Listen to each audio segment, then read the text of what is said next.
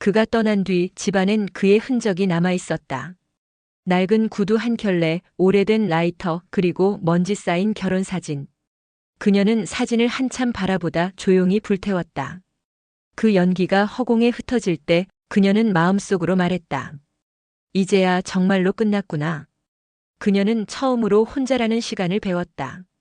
처음엔 두려웠다. 누군가를 위해 살던 삶이 사라지고 오롯이 자신만 남았기 때문이다. 하지만 점점 그 고요 속에서 그녀는 자신을 되찾았다. 새벽이면 산책을 나가고 낡은 라디오에서 흐르는 트로트를 들으며 웃었다. 어느 날 시장에 들러 스스로에게 꽃 한 송이를 선물했다. 이건 내 생일이니까. 누가 축하해주지 않아도 그녀는 자신에게 미소 지었다. 그날 밤 그녀는 일기장에 이렇게 썼다. 나는 오늘 처음으로 나를 위해 무언가를 했다. 늦었지만 참 좋다. 시간은 흘러 그녀는 어느덧 예순이 되었다. 요양병원에서 근무하며 노인들을 돌보고 저녁엔 바닷가 벤치에 앉아 노을을 바라본다. 그녀는 더 이상 과거를 부정하지 않았다. 그 모든 세월이 지금의 자신을 만들었음을 알았기 때문이다. 요양원 병실 벽에는 이런 글귀가 걸려 있었다. 인생은 남을 위해 사는 것도 아름답지만 자신을 위해 다시 시작할 용기가 더 아름답다. 그녀는 그 문장을 매일 바라봤다. 그리고 속으로 되뇌었다. 이제야 진짜 나로 살아간다. 그녀의 눈가에는 여전히 주름이 깊었지만 그 주름 속엔 수많은 인생의 계절이 피어 있었다. 수지는 남편 태곤을 떠나보낸 지 5년이 지났다. 아이들은 각자의 삶을 살며 연락이 뜸해졌다. 빈집에는 시계의 초침 소리만이 규칙적으로 흐르고 밤마다 그녀는 과거를 돌아보았다. 그녀는 처음에는 혼자 있는 시간을 두려워했다. 하지만 점점 그 고요 속에서 자신을 다시 발견하게 되었다. 병원 근무 후 집에 돌아오면 바닷가 벤치에 앉아 노을을 바라보는 일이 그녀의 일상이 되었다. 그날도 평소처럼 벤치에 앉아 바다를 바라보고 있었다. 차가운 가을 바람이 머리카락을 스치며 지난 세월의 무게가 어깨에서 조금씩 내려가는 듯 했다. 어느 주말 그녀는 모처럼 자신을 위해 작은 여행을 떠났다. 시작은 우연이었다. 묻지마 관광이라는 이름의 고속버스를 타고 목적지도 모르고 떠나는 여행. 그동안의 삶에서 벗어나고 싶은 마음이 컸다.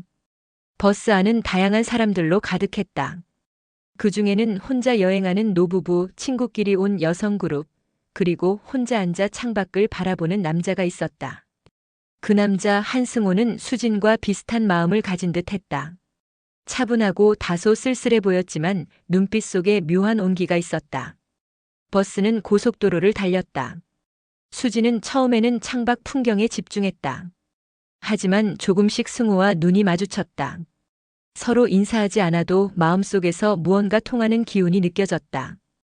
버스가 중간 정류장에서 잠시 멈췄다. 승호가 화장실을 다녀온 뒤 갑자기 쓰러지는 사건이 발생했다. 수지는 본능적으로 뛰어올라 그의 손을 잡았다. 심장이 빠르게 뛰었지만 그녀는 침착하게 그의 상태를 확인했다. 승호는 심장 관련 질환을 앓고 있었고 갑작스러운 저혈압과 발작 증세였다. 수지는 긴장했지만 그동안 간호사로 살아온 경험이 몸에 밴 덕분에 그를 안정시키고 버스 기사에게 상황을 알렸다. 그 사건을 계기로 둘은 자연스럽게 말을 나누기 시작했다. 승호는 자신의 삶과 가족 이야기를, 수지는 자신의 외로운 황혼의 삶을 조심스레 털어놓았다. 버스는 다시 출발했고 둘 사이에는 묘한 동지 의식이 생겼다. 서로의 상처와 외로움을 공유하며 마치 오랜 친구처럼 조용히 웃기도 눈물 짓기도 했다. 수지는 자신이 놀랄 만큼 감정을 솔직하게 드러냈다. 혼자가 되면 세상과 단절된 것 같아요. 승호는 고개를 끄덕이며 말했다. 그런 마음 저도 알아요. 인생의 황혼은 생각보다 긴 그림자를 드리우죠. 그들의 대화 속에서 수지는 깨달았다. 인생은 끝나지 않았구나. 또 다른 시작이 가능하구나. 여행 후 수진과 승호는 종종 연락을 주고받았다. 한 달, 두 달이 지나면서 자연스럽게 함께 산책을 나가고 커피를 마시며 노을을 바라보는 일이 늘어났다. 둘은 서로의 과거를 털어놓으며 그동안 삶이 얼마나 혹독했는지를 이해했다. 승호는 아내를 먼저 떠나보낸 뒤 외로움 속에서 삶의 의미를 잃고 있었다. 수지는 남편을 보내고 아이들이 떠난 후 빈 삶 속에서 스스로를 잃어버렸었다. 그들은 서로를 통해 다시 인생의 따뜻함을 느꼈다. 겨울 바닷가 벤치에서 수진과 승호는 오래 앉아 있었다. 바람은 차가웠지만 두 사람 사이에는 온기가 있었다. 승호가 조심스레 말했다. 수진 씨, 혹시 다시 사랑해도 될까요? 수진은 잠시 눈을 감았다. 그동안 많은 것을 겪고 많은 사람을 보내며 자신의 마음을 닫았던 시간들이 스쳐갔다. 하지만 이제 그녀는 달랐다. 자신을 위해 다시 살아가기 위해 그 마음을 열어도 된다는 것을 알았다. 그녀는 고개를 끄덕이며 미소 지었다. 네, 이제 저도 다시 사랑할 수 있어요. 수지는 요양병원에서의 일도 계속했다.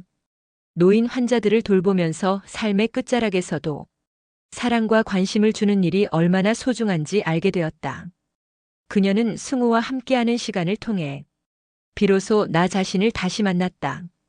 과거의 상처와 세월의 무게는 여전히 남아 있었지만 그것이 그녀를 묶는 족쇄는 아니었다. 그녀는 바닷가를 걸으며 속으로 다짐했다. 늦었지만 이제 내 인생을 온전히 살 거야. 요양병원 벽에 걸린 글귀를 바라보며 수지는 다시 한번 되뇌었다. 인생은 남을 위해 사는 것도 아름답지만 자신을 위해 다시 시작할 용기가 더 아름답다. 그녀는 이제 알았다. 사랑도 책임도 삶의 무게도 모두 존중하면서 스스로를 위해 살아가는 삶이 얼마나 값진지.